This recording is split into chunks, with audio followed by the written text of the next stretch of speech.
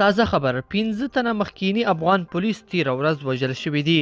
دا چې دا پیښه چیرته رامنځته شوې ده، دا پولیس چا وژلي دي، نور جزئیات په ویډیو کې وګورئ او چینل سبسکرایب کړئ. السلام علیکم لیدونکو، ستړي مشئ. د طالبانو مسؤلین تاییدوي چې 15 تنه مخکینی افغان پولیس تیره ورځ وژل شوي دي. د راپورونو له مخې دا کسان تیره ورځ د ښار په 15 او 9 ناحیه کې له خپلو کورونو ایستل شوي او بیا وژل شوي دي. په لومړۍ پیښه کې چې د ښار په 9مه حوزه کې شوې ده، د کندهار د شاولي کوټ ولسوالۍ د دهلي د پوستي قومندان توریالی او د هغه 3 ورونه وژل شوي دي.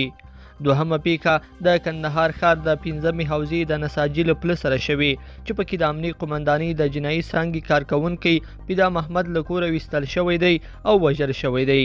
په کندهار کې د طالبانو د اطلاعات او فرهنګ ریاست یو مسؤل رحمت الله نړیوال او د طالبانو یو ویان قاری یوسف احمدي د دغو کسانو وژل کېدل تایید کړي دي، خو ویلي دي چې طالبان په دې پیښو کې ښکیل نه دي.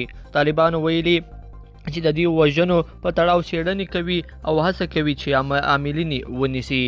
بلخوا طالبان وايي امریکا د خپل ناسم دریځونه په ډیپلوماټیکه راشه درشه بدل کړي.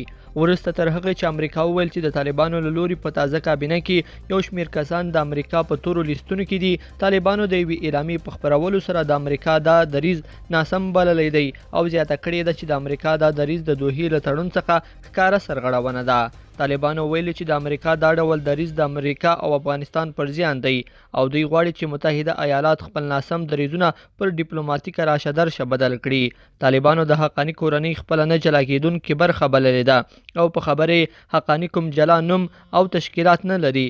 اعلامیه کې وړاندې راغلي چې د دوحې تړون کې بې له کومې استثنا د طالبانو ټول مسؤلین له امریکا سره د تعامل یوه برخه وه چې باید د ملګرو ملتونو له ټول لیست څخه ایستل شوي وای او دا غوښتنه اوس هم پر خپل ځای ده. لیدونکو په دې هیله چې دا مطلب به مو راسره تر پایه پورې لیدلی وي. که مو دا ویډیو خوښه شوه ویډیو لایک کړئ او چینل سبسکرایب کړئ. تر بیا ښه وخت.